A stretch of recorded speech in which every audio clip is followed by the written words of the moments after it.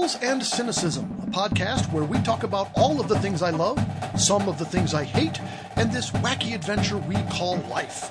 My name is Bob, I'm your host, and this is the first real episode. I'm glad you're here today as we talk about drum corps, grilling, bourbon, and speed limits. Let's get started.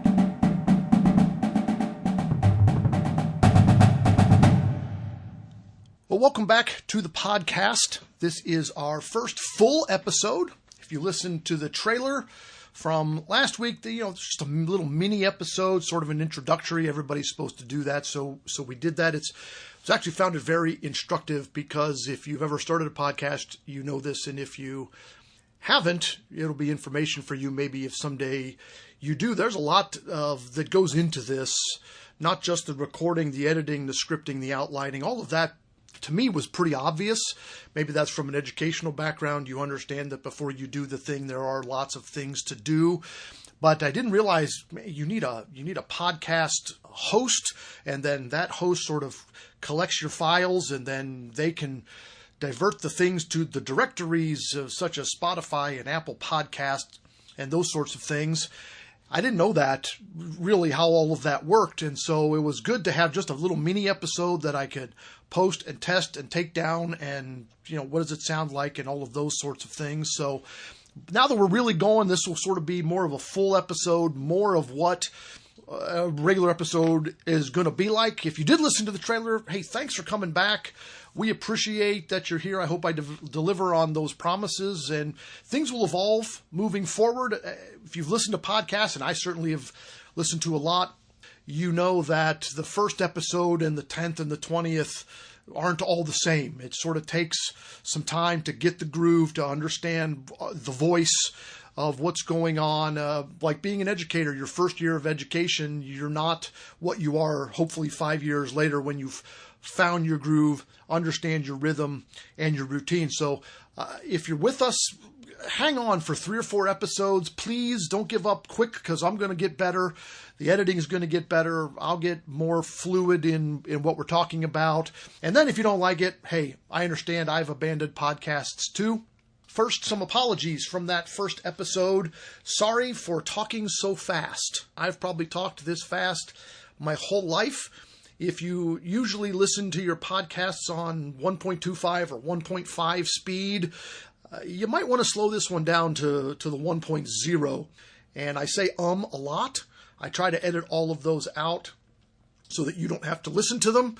And some are gonna sneak by the editing process, and some are impossible because they go into another word. So those are my apologies from the trailer and moving forward as we go. I'm sorry for talking fast, and I'm sorry for all of the ums. And I'm excited to move forward with episode 2, the first full episode. Here we are on today's episode. We're going to get a little bit of everything. We've got all these pieces and parts that on the spreadsheet that are kind of like, here's what we're going to talk about in this episode, this episode, this episode. Fun fact, as I was researching podcasting and how to get started, I learned that most new podcasts don't make it past the 7th episode. A couple of reasons for that. One is people run out of things to say by the 5th or 6th episode. Number 2 is they don't get a lot of downloads and a lot of listens, and they get discouraged by that. And then the drudgery of idea to recording to editing, and editing to production to posting just becomes too much. And so I have gone through and I have lesson planned, for lack of a better term, lesson planned about the first 14 to 15 episodes. So hold me to this. I'm going to make it past 7 and then see where it goes from there. And if you run out of every podcast ends eventually, so maybe we run out. But this is going to be eclectic. It's going to be a little bit of everything, of all of the pieces of all the podcasts to come. We're going to talk about bourbon today with a very special guest, so that is coming up later in the program. It's a lot of drum corps today. Most of the meat of this episode is drum corps. We're going to introduce you to drum corps. So if you don't know much about it, we're going to kind of introduce it to you, talk about some of my favorites, what this particular season is coming to. And that's kind of the big part of the pod today. We're talking about what's on the grill, because I've done some smoking recently that was really tasty and really good. And then running distance, my official running distance of the week. We're going to open up my Strava. We're going to see how far I've run this week, and then we're going to talk a little bit about why that number is very, very small. And finally, we'll talk about speed limits. If you're a former band student, you've heard this rant probably, or a variation of it. So we'll save that for the end of the podcast. I'm excited to get going. Hope you are too. Let's roll.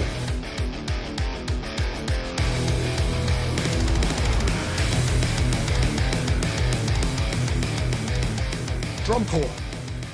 Let's start with what is drum corps. Now, if you are a veteran observer or marcher, you've watched a lot of drum corps, skip ahead a couple of minutes, because probably some of the things I'm going to say as a base level explanation, you're going to go, but that's not true, or this isn't accurate. I'm giving just sort of a broad scope of what drum corps is, to get people going, caught up to speed if they don't know already about this activity.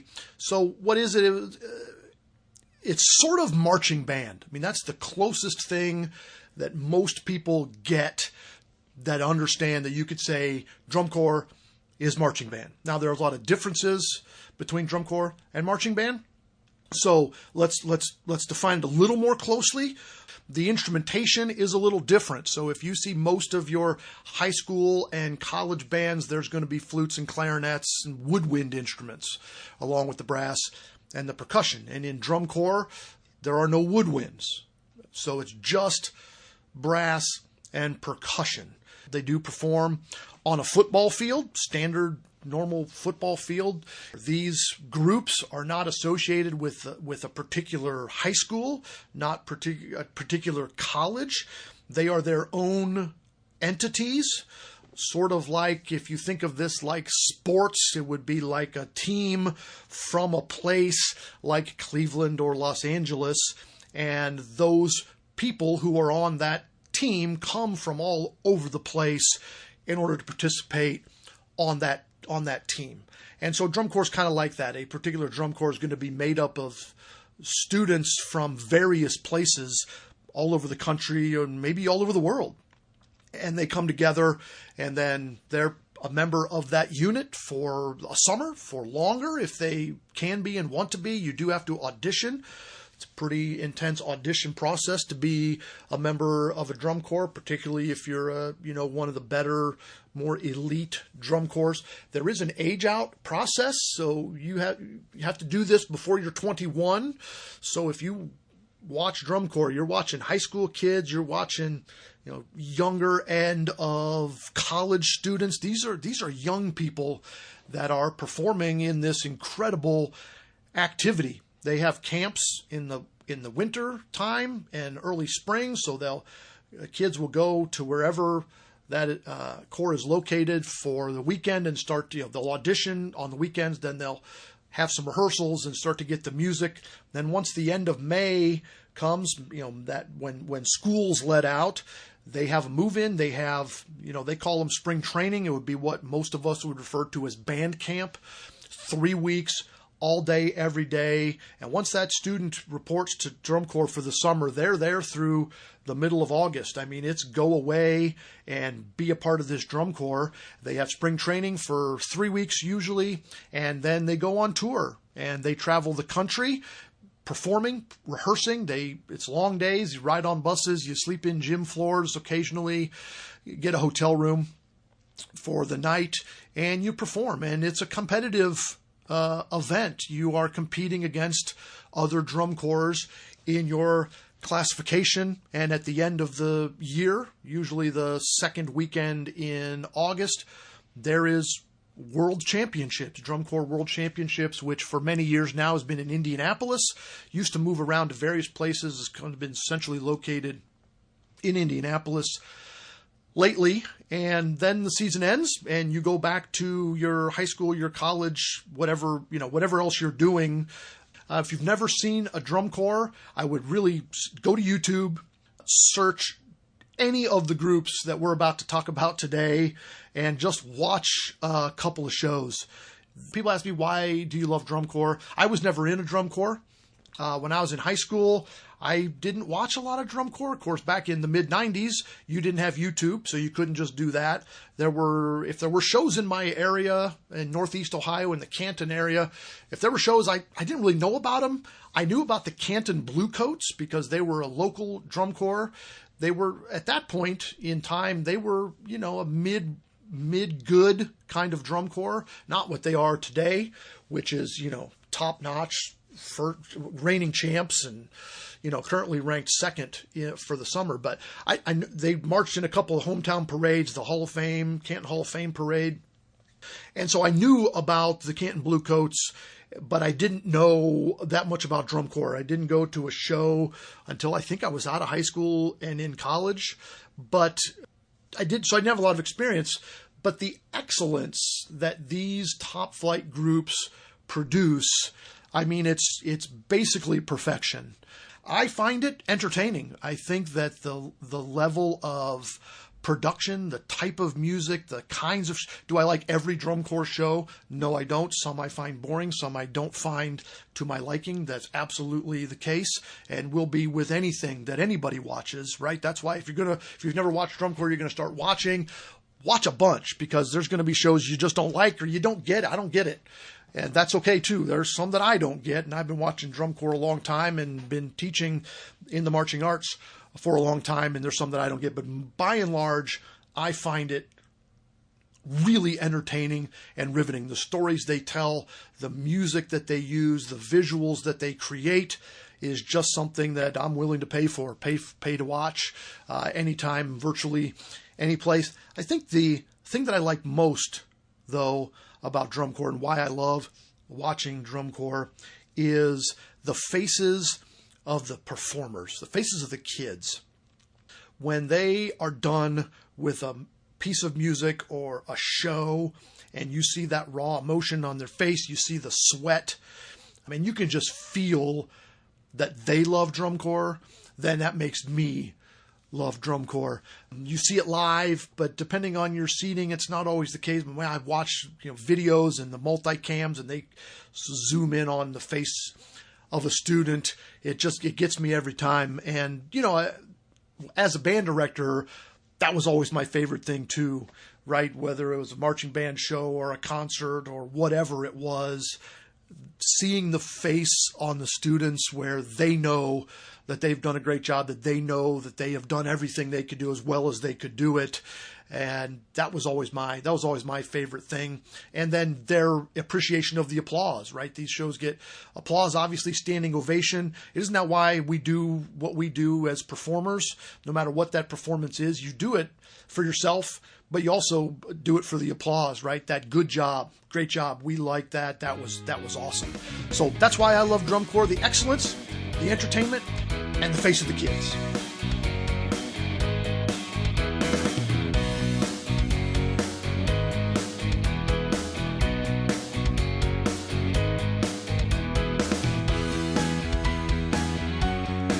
Next, let's talk about barbecue and smoked meats. I've always been a griller, sort of normal gas grill sort of thing. My journey began here a few years ago. I don't remember how long. My wife got me a Weber bullet smoker for Father's Day. This was before the smoking craze sort of started. Now everybody has a smoker and the prices are through the roof. I think she probably paid like $75 for this thing or something. It was pretty inexpensive. She sort of bought it on a whim. I don't know that I'd even mentioned smoking. She just thought, hey, this is something for Father's Day. It was a charcoal smoker, one of those ones with the water bowl to regulate temperature. And I was terrible at charcoal. I'd never really used charcoal before, and that was a big learning curve. My first cook was hamburgers. They took forever to cook. I wasn't prepared for the very low temperatures of smoking. They were disgusting. My second cook was some sort of chicken. I think I did chicken breast or something, and they were disgusting. Over time, I used it a lot. the insulation peeled off the side of it. I got better. I did brisket, I did pork, and just so for all the normal things, chicken thighs for pulled chicken. And I loved that smoker. Eventually, I upgraded to a small Traeger and then a bigger Traeger, because with gear, you get the bigger stuff and the nicer stuff. And like with anything, over time, I got better, right? Smoking takes practice, right? Everything takes practice. So what's been on the smoker lately? Tuna. Now, I know that's probably not most people's go-to when they think of smoking, but we've come to love tuna in the Sloan house. We're not big fish lovers overall. Probably 3 or so years ago, I said, hey, I think I'm going to try salmon. And both Don and Harrison kind of turned up their nose like, ugh, fish is gross. And we tried it, and immediate success. Then we moved on to tuna, and both of those are still in the rotation, but tuna I made a week or so ago, and I want to give you a little bit of how I do it. This is a really easy cook. It's short prep time, short smoke, super delicious. And the nice thing about doing tuna steaks, or at least tuna the way I do it, it doesn't have that real fishy taste to it. So you get a lot of the benefits of fish without having to taste a lot of fish. So get yourself some tuna steaks. We don't have a fish market in town. We buy our fish from Walmart, frozen or sometimes fresh. Brine it for about 30 to 45 minutes in a mixture of brown sugar and salt. Go heavy on the brown sugar in that. Before you put the fish in, you kind of want the water to look muddy and dirty. It should look kind of brownish. Okay, and you put the tuna steaks in there, let them rest about 30, 45 minutes. After that, rinse it off, get some honey and put it on a plate or in some sort of Tupperware container. Cover the tuna in the honey. And then also I use a rub on the outside. I use Traeger's blackened Szechuan seasoning, which is high peppery.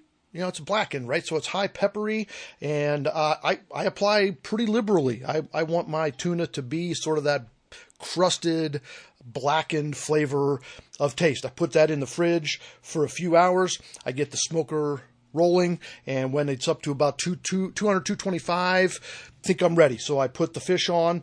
Sometimes I add some more of that Szechuan seasoning because, again, I like that crusted fish flavor.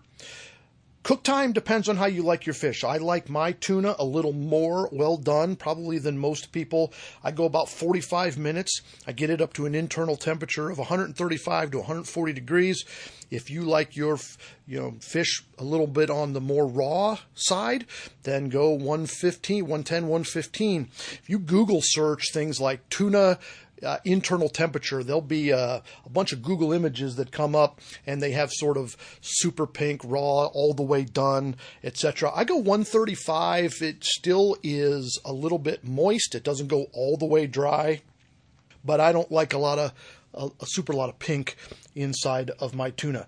And that's it. You pull it off when it gets to the internal temperature you like. Pull it off and it's done. You don't need to rest tuna, not like beef where you should rest it for a period of time.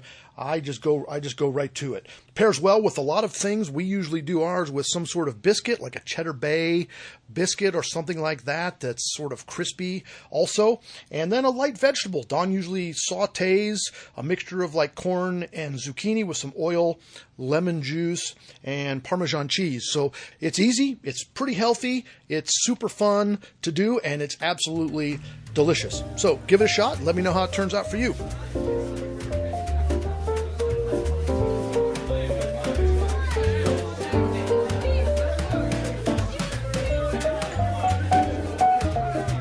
Okay, welcome to our new segment. It's called Something Neat with Matt. And Matt is here with us. Hi, Matt. How are you? I'm doing just fine. You're doing good. All right. Glad to be here. You got done with your workday and came on over to record tonight, so we really appreciate that. Matt is somebody that I've known for 23 years. One of the first people I met when I came to Van Wert was Matt. He was about 8 or 9 years old at the time. His older brother was in band. His father worked with the band. His mom was involved with the band parent organization, and Matt was the little tyke running around. He was painting poker chips and helping his dad on the Gator at band camp. Over the years, he became a high school student, graduated, came back, and was on staff with us for years. And it's just one of those really neat people that went from student to friend. And so when I started this idea of this podcast a couple of weeks ago, and I said, we got to do something, And his thing is bourbon. I drink a little bit. I know a little bit. And Matt knows a lot. So he's our bourbon expert. Matt, tell us a little bit about yourself. I gave you like a little bit of an intro there, but you pretty much nailed it. Pretty much nailed it. That's okay. Everything. Right. I was born and raised here in Van Wert, and my wife and I still live here. My wife Beth, and we just celebrated the 1-year birthday for my daughter Isla, and she is learning how to walk. But she's also learning a lot about gravity and how gravity works. She might have bumped her head a few times in the tub this week, but that's okay. That's how they learn. Nothing a little bourbon. She is so close to walking. Like every time I see, it's like, just do it. Yeah. Just do it. She knows, and she'll like when we let go of her hands, she just kind of like pauses and then drops down and then starts crawling. But Harrison didn't walk. He wasn't walking at her age, so she's going to be fine. Yeah, and actually, it's Isla's birthday. It's also your birthday, Beth's birthday, and your anniversary. You kind of cram it all in like a 6-day, 7-day period. So birth anniversary week. Well, Matt, what are we drinking today? What is this that we're the brown? What do they call it? The brown water. The brown water. So I brought this. It's Wild Turkey 101. Starting my bourbon adventure. There's a meme that goes around that when you turn 30, you either get really good at smoking meat or know a lot about World War II history. And I like smoking meat, and I know a lot about World War II, so I thought, well, let's find something else. So I latched on to bourbon, and not so much just to the fact that you can drink it, but more so the craft of bourbon, and whiskey in general. I haven't gotten a lot into other whiskeys. You've got your Scottish whiskeys, your Japanese whiskey, Canadian, Irish, all different kinds of whiskeys. But bourbon is a type of whiskey that is from the United States. So it's pretty easy to get, relatively affordable depending on your taste and what you enjoy.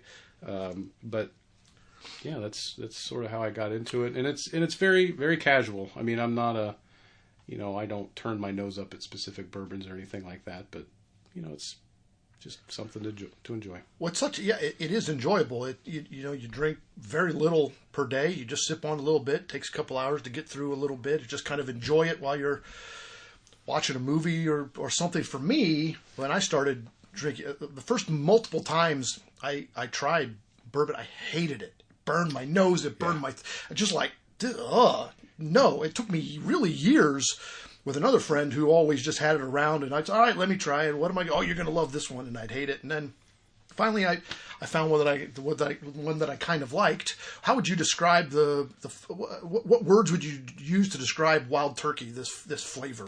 It's a pretty straightforward. It's 101 because it's 101 proof, so that's why it's Wild Turkey 101. But it's pretty smooth. It's got some some caramel characteristics to it. It's pretty sweet, on the sweeter side. The hardest part about tasting is I was the same way. I started drinking bourbon, and it was like drinking acetone for a while. But the difficult part is persevering through that. It's like running. You do a lot of running, and when you start running, it sucks. But once you do it for a while, then you start getting into the habit of, man, I really need to go run today. You just get used to the suck. You just get used to the suck. That's right. Well, you must have picked this for me because I like the more caramely, sweety bourbons as opposed to the spicy bourbons. Well, you probably picked this from. I didn't want to make it miserable for you. We will at some point. Well, that's great. We'll make it miserable. You'll bring some acetone for us.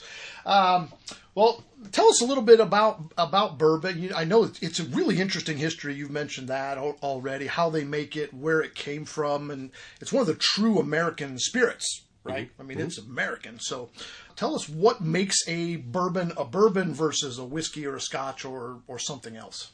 So bourbon history is pretty lengthy and extensive, and can get pretty complex, pretty convoluted.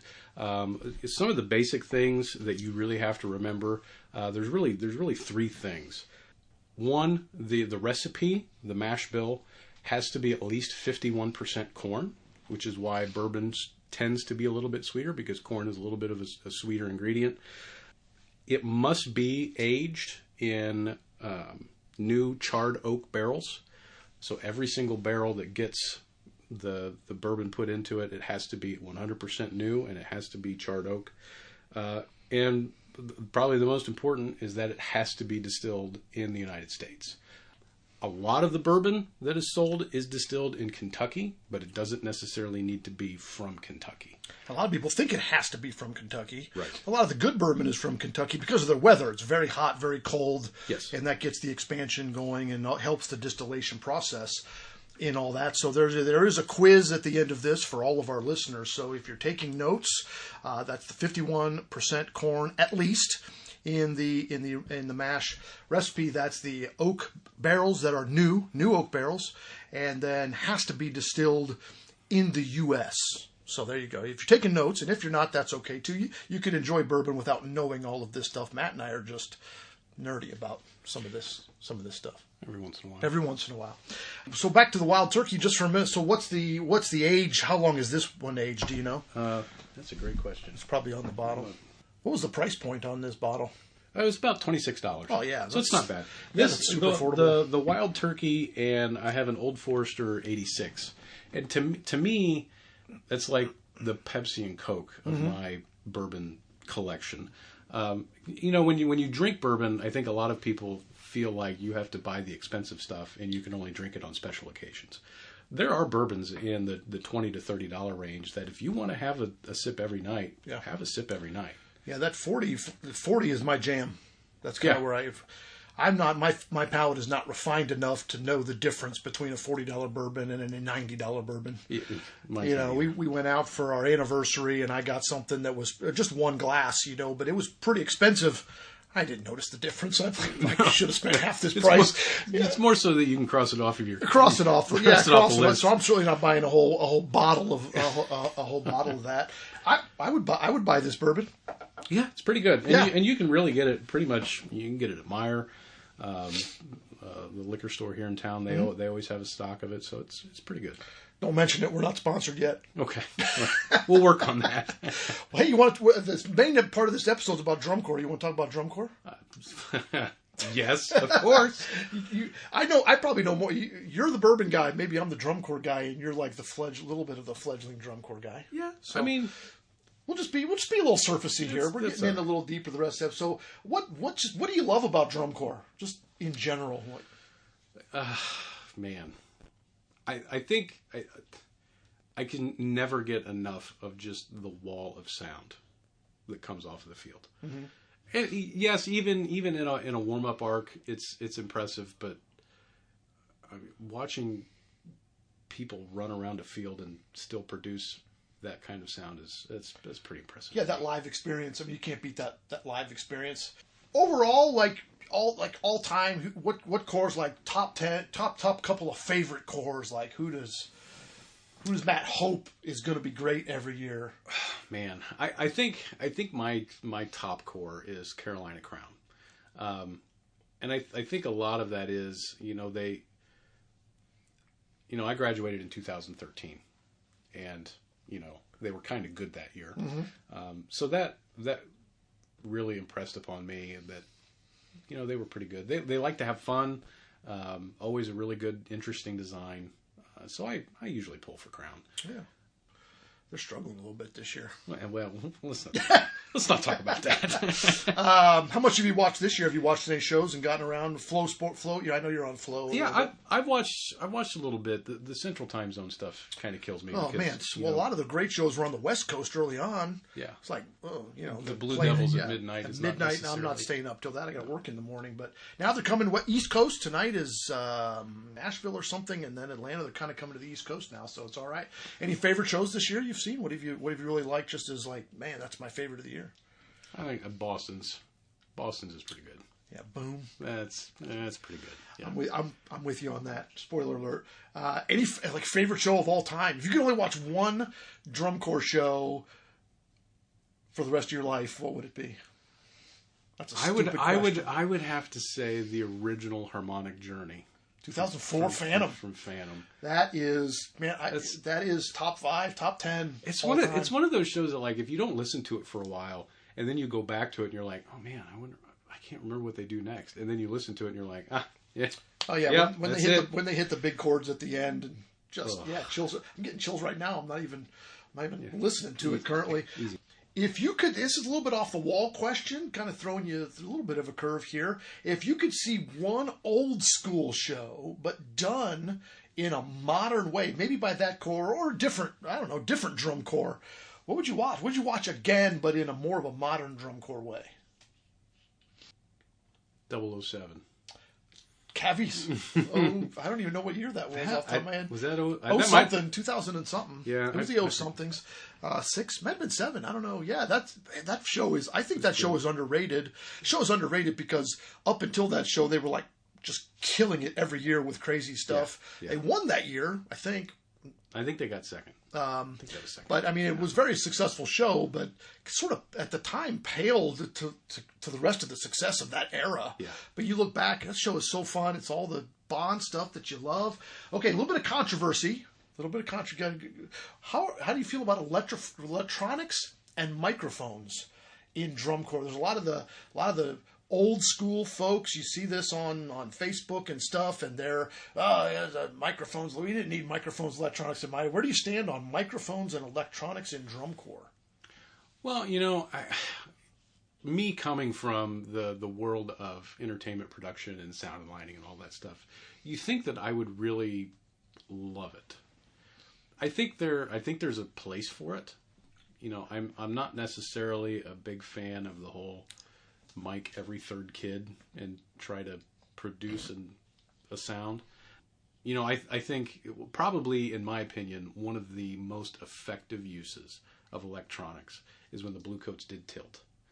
And they kind of held back the entire show. Mm-hmm. And then at the end, when they pitch bend the entire corps, like, to me, that was a general effect.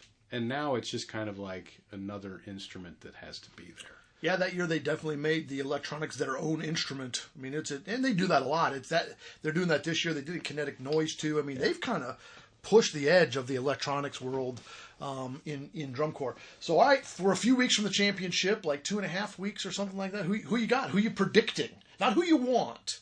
Not who you want to win. That's different. We'll talk about that. Who's your prediction? Who you think's going to win? It's a tight race at the top. I think I'm going to make 2 predictions. Well, that's cheap. I'm going to no. Hang on. I'm going to make 2 predictions. Okay, fair enough. I'm going to say that Boston wins. That would be their first ever championship. Yes. First ever gold medal. And I also think this will be the first year that Blue Devils don't medal. That would be only the second or third time in the last 50 years or something. It's some crazy number. The Blue Devils run is just unquestionable. You can't question it. Love them or hate them.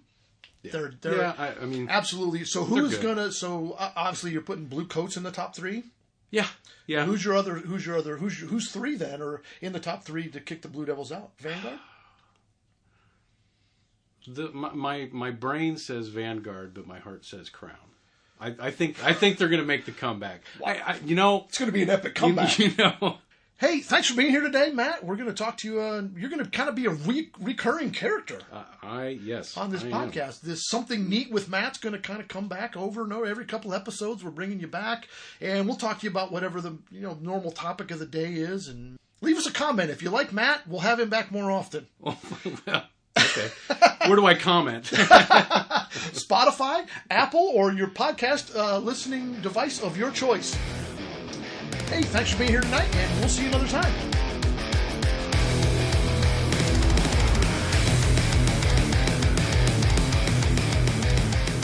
Okay, back to drum corps. We kind of initiated you as what is drum corps, and putting that behind us, what is my all-time favorite stuff, and picking favorite drum corps shows. It's a lot like having a favorite food.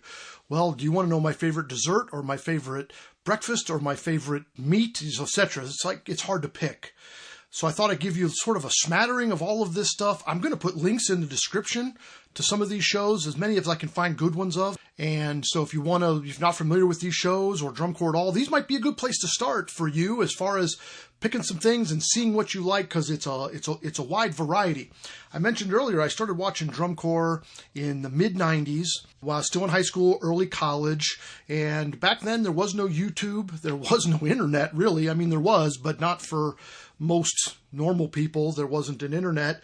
You couldn't just jump on every morning. There was no flow marching, so you couldn't just watch drum corps anytime you wanted. Back then, the best way to watch drum corps was to go to a live show. The second best way was to wait until usually September. PBS would record the finals and then give you sort of mini versions of some of the shows, like a 7-minute version of it or of the top 12, or they would do like the top 6 but full shows or something.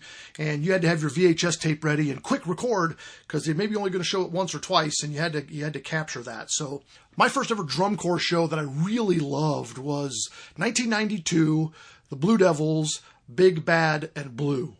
Loved that show. It was jazz, it was loud, it was fast, it was exciting, it was easy to grasp, it was really good, and I loved it. I fell in love with drum corps during a live performance of Big Bad and Blue. 20 years later or more, I found out one of my very good friends, Chad, marched in that show. He was in color guard in 92 Blue Devils, and we've talked all about that, and just kind of one of those happenstances of life, right? But other than that show, my very first loves in drum corps, and it's easy to pick, again, we're still in the 90s, was Phantom Regiment and the Madison Scouts. Now, those two corps really could not be more different, especially in the 90s. The Phantom Regiment was classical music or cinematic-based music, and the Madison Scouts were Latin jazz. I mean, loud and groovy and swing and all of the things that Madison was. So to have liked those two drum corps as my first favorites is kind of a huge dichotomy. I would go Phantom 93, 94, 95. Pick one. I get them confused. They're all great. They were all my favorite. Madison 94 or 96.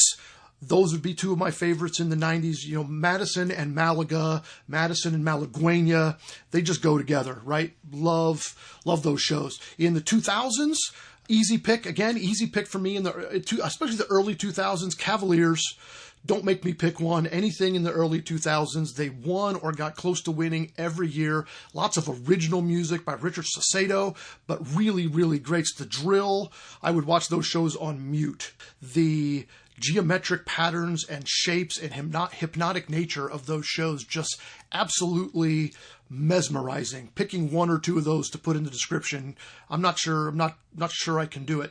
To be honest, after that era, 2006 or 7, I kind of lost the love for drum corps. The shows didn't strike me. I didn't connect with them as much, and I kind of stopped watching drum corps altogether until about 2010. 11, somewhere in there. Picked up Rockstar and a lot of those kind of shows started coming around. It's like, okay, I'm kind of back into this again. The shows connected with me. More recently, corps that I love, easy for me. It's Bluecoats, it's Crusaders, and it's Crown. Those are the three, probably most people would say that, right? Bluecoats, for me, when I was in high school, I remember the Canton Bluecoats being around because I was from Canton. If you had to make me pick a Bluecoats show recently, I go to the groovy, the cutting edge ones. They're just so much excitement and energy. I'd go Tilt.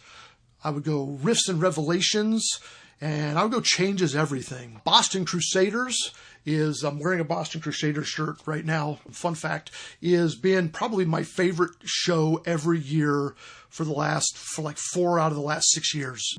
Their show designs are just perfect. The execution is great, and there's a variety of shows. You can see a show called Goliath, where David kills Goliath, sort of the underdog story, biblically based.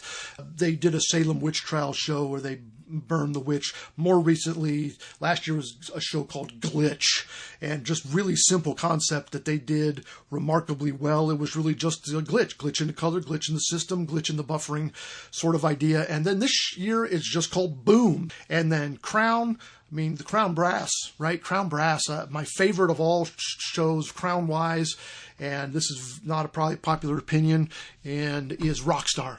The combination of classical music and pop music in that show, the energy, Kids are selling it. You can tell how much they love the show, and I would say crown rock star. So I'm going to put up some of these links in the descriptions. Maybe you'll pick one of these cores and start watching more of it. If you're a younger person, maybe you've never seen something from the mid-90s. I will warn you, the drill moves a lot slower than it does today. Step size wasn't what it is. Restaging and prop movement, not what it is today. Drum corps has gone through phases in different eras, and you have to watch each era with a different set of eyes, so to speak. Next week's episode, we'll be making predictions about the championships, which is the 7th, 8th, and 9th of August. So we're coming into that season. Not just going to pick the champion. I'm going to pick caption awards. I'm going to be wildly wrong. It'll be fun anyway. I'll make my predictions and tell you why, and then the following week we'll wrap up and see how awful I did.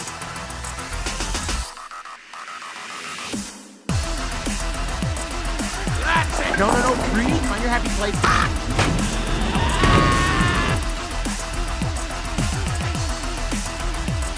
Speed limits. Okay? Here's the thing. Use them. And I'm not talking about the people that drive too fast. I'm talking about the people that drive too slow. Especially in town on like single lane, one-way streets. Okay, I don't know how your hometown is. Where I live, we have a street. It's called Fox Road. The speed limit is 45 miles an hour on Fox Road. It's on the edge of town, but it's in town. It's a town road. And people think it's 35 because it's an in-town road. And it's a pretty major cross street. And it's 45 miles an hour. And people drive 26. And it drives me crazy. And you're saying, well, the town should post signs, speed limit signs, so that people know it's 45.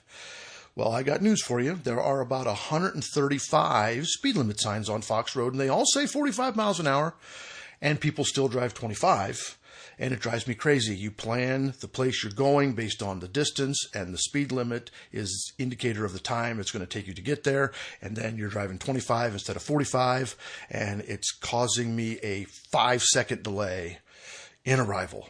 So please, pay attention to speed limits. They're there for a reason. They're there for safety, so you don't go too fast. But also, you don't go too slow, right? That is also dangerous, especially if somebody's driving 45 miles an hour and you pull out from a business and then drive 25 in front of that person. So consider driving the speed limit. It'll be appreciated. Okay, I feel better. Do you feel better? I feel better. A little bit of homework for you. Okay, I'm a teacher. I'm an educator, so we got to give some homework. Easy homework. It's going to make you feel really good. Say hi to as many people as possible. Be the first one to say hi and mean it. People you know, people you don't know. And I don't mean a chin nod and a sup. Not talking about that. I'm talking about a real, genuine hello. Ask them how they're doing if you have time to listen and care. But a hello, a hi, a nice wave. Be the first one. Create that in the universe. Okay? Create that. Start to embrace the power of hello. Okay, that's our first full episode. We hope you'll join us next time as we discuss the upcoming Drum Corps Finals, how I got my start in running, Finale versus Dorico, and maybe a little bit of Cymbals, and people who complain about drum corps. Thanks for joining me today. The theme music today is Superfly, written by me, copyright RHS Music. Show logo is designed by my friend John Suh. Leave me a rating, drop a comment, or send a message in the app that you listen with. Ratings help us get noticed, and constructive comments and messages help us make the show better. I hope you'll join us next time for more reflections and ranting on Cymbals and Cynicism.